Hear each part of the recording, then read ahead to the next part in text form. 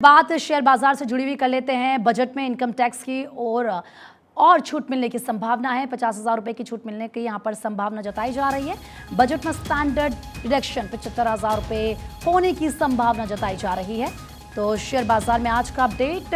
Budget में petrol diesel पे excise में कटौती की भी संभावना है। भारत की इन्फ्लेशन 6% से कम रहने की संभावना, तो वहीं अमेरिका में इन्फ्लेशन कम होने की भी आशंका है। आपको बता दें कि किस तरीके से न्यूजीलैंड की आईपी बढ़ने की संभावना जताई जा रही है। इसके अलावा यूक्रेन की जीडीपी नेगेटिव में जाने की संभावना जताई जा रही है। मलेशिया का एक्सपोर्ट बढ़ने की यहाँ पर आशंका जताई जा रही है। तो मार्केट या यूं कह लीजिए कि शेयर बाजार में आज का क्या अपडेट है, क्या होने वाला है, क्या आशंकाएं हैं।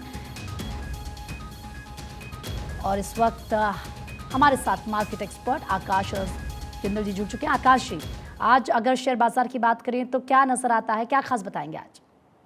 देखिए, अब बजट का मौसम है तो सारा कुछ, सारी प्लानिंग, सारी डिस्कशन बजट सेंट्रिक हो गई है और आपने बहुत अच्छी शुरुआत की। बिल्कुल मैं इस चीज को एंडोर्स करता हूं। बजट में एक्सपेक्टेशन जो है, संभावनाएं जो है, सबसे पहली ये है कि पर्सनल इनकम टैक्स में एग्जम्पशन लिमिट, जिसे आम भाषा में हम स्लैब कहते हैं, हालांकि स्लैब जो है सही शब्द नहीं है, जो छूट है इनकम टैक्स की, वो 50,000 रुपए और बढ़ने की संभावना है। स्टैंडर्ड डिडक्शन, ये जितने भी लोग हमारे कर्मचारी भाई बहन हैं जो कहीं पे जॉब करते हैं, एक उनके लिए बहुत प्रिय वर्ड्स है, सैलरीड क्लास के लिए स्टैंडर्ड डिडक्शन होती है, तो वो बढ़ने की संभावना है। साथ ही साथ हाउसिंग फाइनेंस, जो लोग उधार लेके घर लेते हैं, क्योंकि हाउसिंग फॉर एवरीवन सरकार का नारा है, तो हाउसिंग फाइनेंस के दोनों सेक्शन, जो बजट सेक्शन का है और दूसरा जो 24B है, उसमें एडिशनल एग्जम्पशन मिलने की संभावना है। ओवरऑल, क्योंकि अब चाहे मार्केट्स हो चाहे इकोनॉमी, बजट का वक्त आ गया है। 1 फरवरी बजट की डेट है, सब कुछ बजट को लेके ही चलेगा। और इस बार का बजट काफी ग्रोथ ओरिएंटेड बजट होने वाला है। कैपिटल एक्सपेंडिचर, इंफ्रास्ट्रक्चर पे काफी फोकस होने की उम्मीद है और साथ ही साथ एम्प्लॉयमेंट जनरेशन पे काफी फोकस हो सकता है। ठीक है आकाश, चुनावी मौसम में हो सकता है कि पेट्रोल और डीजल के अंदर भी एग्जम्पशन आ जाए, क्योंकि पेट्रोल और डीजल में दो तरह के टैक्स होते हैं। एक तो स्टेट गवर्नमेंट चार्ज करती है वैट, सेंट्रल गवर्नमेंट जो चार्ज करती है वो सेंट्रल एक्साइज है।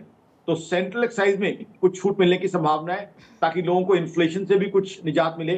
देखिए 5.69% इन्फ्लेशन थी, 6% से कम थी। आप लोग बिल्कुल सही दिखा रहे हैं कि 6% से कम रहने की संभावना ही आगे भी, लेकिन उसको अगर जितना कम किया जाए, क्योंकि आरबीआई का बैंड है 4 to 6%, तो उसे जाहिर सी बात है सरकार का प्रयास होगा कि उसे 5% से कम रखा जाए, ताकि आरबीआई के कंफर्ट लेवल के लोअर बैंड के आसपास रखी जाए। और महंगाई कम होगी तो आम व्यक्ति को भी रिलीफ मिलता है, और अपोजिशन भी जो है महंगाई को लेके बार बार अपने इश्यूज उठाता है। तो सरकार का टारगेट होगा कहीं ना कहीं महंगाई को कम किया जाए और रोजगार को बढ़ाया जाए, बेरोजगारी को भी कम किया जाए। ऐसा सरकार का टारगेट